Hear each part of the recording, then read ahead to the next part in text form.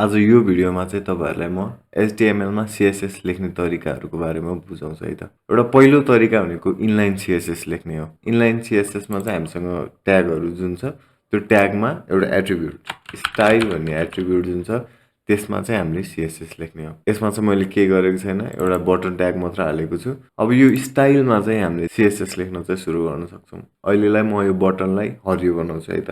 त्यसको लागि background colour भनेर एउटा CSS को प्रोपर्टी हुन्छ। अब त्यसको भ्यालु चाहिँ के दिनु पर्यो, ग्रीन भनेर दिनु पर्यो। जस्तै मैले यहाँ ग्रीन भनेर दिए भने अब यसलाई सेभ गरे भने अब यसको रिजल्ट हेरौँ है त। यहाँ ग्रीन भइसकेको छ।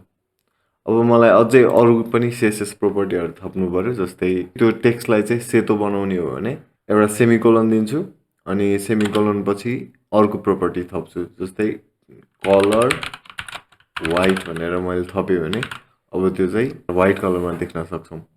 यति इजी छ। अब हामीलाई यसमा थप वरिपरि ग्याप दिनु पर्यो भने प्याडिङ दिन्छौं। अब वरिपरिबाट 6px दिए मैले अहिले। px भनेको चाहिँ पिक्सेल हो। सेभ गरे अनि रिलोड गरे। अब वरिपरि 6 पिक्सेलको ग्याप थपेको छ है त। यसरी इनलाइन CSS लेख्नु चाहिँ राम्रो हैन, किनभने यसले चाहिँ HTML लाई चाहिँ अलिकति क्लीन राख्दैन। अब यसलाई क्लीन राख्नको लागि हामीले के गर्छौं त, यतिलाई कपी गर्छौं, कटै गर्छौं अनि यो स्टाइल भन्ने ट्याग उडाउँछु। म अब के गर्छु त भन्दाखेरि हेडर ट्यागमा एउटा स्टाइल भनेर एउटा अर्को ट्याग थप्छु। अब यसरी थप्दाखेरि हामीले चाहिँ त्यो CSS यहाँ लेख्न पायौं। अब यहाँ चाहिँ CSS के को लागि लेख्छौं भन्दाखेरि बटनको लागि लेख्छौं नि त। सो बटनलाई टार्गेट गर्न बटन लेखेर एउटा कर्ली ब्राकेट स्टार्ट गर्नुपर्छ अनि त्यहाँ भित्र अघिनको पेस्ट गर्दिन्छु। अब यसलाई सेभ गर्दाखेरि मेरो VS कोडले अलिकति फर्मेटिङ मिलाइदिएर राम्रो बनाइदिएको छ। सो हामीले रिजल्ट चाहिँ त्यही देख्न सक्छौं। यसरी हामीले अझै पनि CSS तल थप्दै गयौं भने यो HTML फाइल लामो हुन्छ अनि हामीलाई रिड गर्न नै गाह्रो हुन्छ कहाँनेरि हामीले कोड लेखेको भनेर। अलि रिडेबल नहुने कारणले अझै हामीले के गर्न सक्छौं त भन्दाखेरि हामीले यो CSS लाई चाहिँ हामीले अर्को फाइलमा लगेर राख्न सक्छौं। त्यसको लागि म एउटा नयाँ फाइल बनाउँछु। जस्तै न्यू फाइल, हामी त्यही फोल्डरमा छौं। न्यू फाइल चाहिँ style.css भनेर मैले राखे।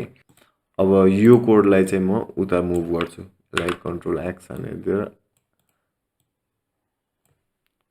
यसलाई डिलिट गर्छु यहाँबाट अनि त्यसपछि स्टाइलमा गएर त्यो पेस्ट गरिदिन्छु।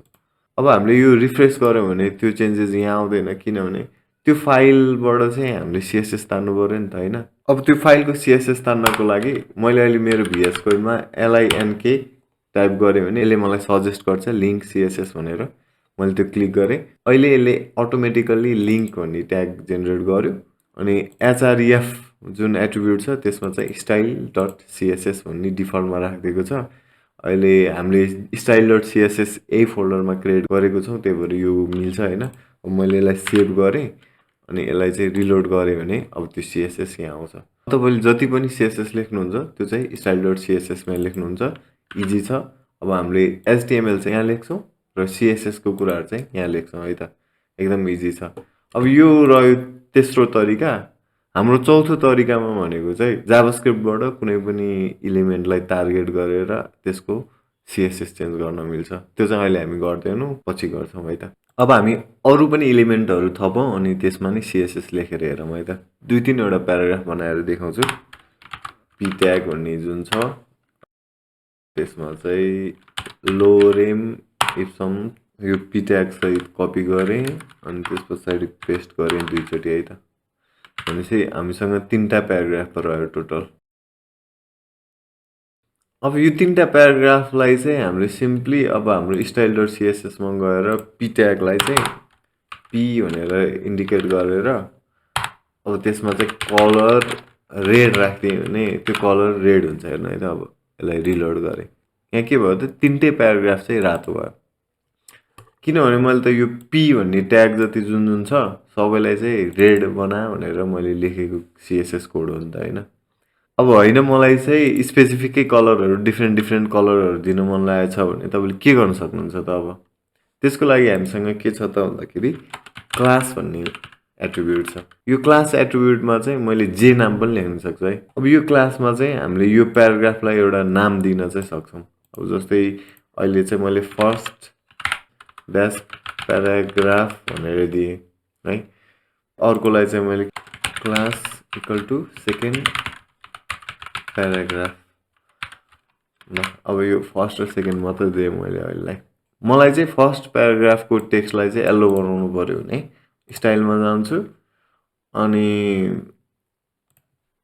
थपमा अनि थप dot first paragraph colour yellow भनेर दिन्छु। अब मैले यसलाई सेभ गरेँ अनि रिफ्रेस गरेँ। तपाईँले देख्न सक्नुहुन्छ यो येल्लो कलरमा चेन्ज भयो। अब हामीले के बुझ्नुपर्छ भन्दाखेरि यदि त्यो कुनै ट्याग छ भने त्यो ट्यागको नामै मतलब पी ट्याग हो भने पी नै लेख्छौँ। तर त्यो पी ट्यागमा लेखेनौँ हामीले त्यसलाई एउटा कुनै क्लास दिएको छौँ भने त्यसलाई चाहिँ डटले रिप्रेजेन्ट हुन्छ। भनेपछि अब यो क्लास नै हो भनेर हामीले इन्डिकेट गर्नको लागि हामीले स्टाइलमा अगाडिपट्टि डट भनेर दिनुपर्छ। तपाईँले यो डट दिनु भएन भने काम गर्दैन है। ल जस्तै मैले रिलोड गरेँ भने काम गरेन। ल ठिक छ। अब हाम्रो केसमा चाहिँ अहिले के भइरहेछ त भन्दाखेरि पी ट्याग जति सबैलाई रेड बनाइदिएँ। एकचोटि यो सबै यो तिनटै रेड भयो। अनि अर्कोपल्ट के भयो त यो फर्स्ट प्याराग्राफलाई चाहिँ येल्लो दिँदाखेरि फर्स्ट प्याराग्राफ चाहिँ येल्लो भयो। एकचोटि रेड पनि भइसकेको थियो अनि येल्लो पनि भइसक्यो। भनेपछि यसलाई ओभरराइड गरेर यो कलर चाहिँ एड भएको हो येल्लो कलर। अब त्यसै गरी तपाईँलाई अर्को एउटा एट्रिब्युट पनि इन्ट्रोड्युस गर्न चाहन्छु म। त्यो भनेको चाहिँ आइडी हो। हामीले कुनै पनि एउटा इलिमेन्टलाई चाहिँ आइडी पनि दिन मिल्छ। तर आइडी भनेको चाहिँ एकदम युनिक हुन्छ। फर इक्जाम्पल तपाईँले यो प्याराग्राफलाई चाहिँ एउटा आइडी दिन लाउनु भयो। आइडी भनेको क्लास जस्तै एउटा नाम हो। जस्तै यसलाई चाहिँ म माई प्याराग्राफ भनेर एउटा नाम दिन्छु। त्यो नाम भनेको चाहिँ आइडी हो। तपाईँले एउटै क्लास नेम चाहिँ जति पनि दिन सक्नुहुन्छ तर आइडी चाहिँ मात्र एउटा दिनु पर्यो है। प्राय जाभास्क्रिप्टले चाहिँ यो एलिमेन्टलाई चुज गर्ने हो भने चाहिँ आइडी प्रयोग गर्छ किनभने यो युनिक हुन्छ भनेर।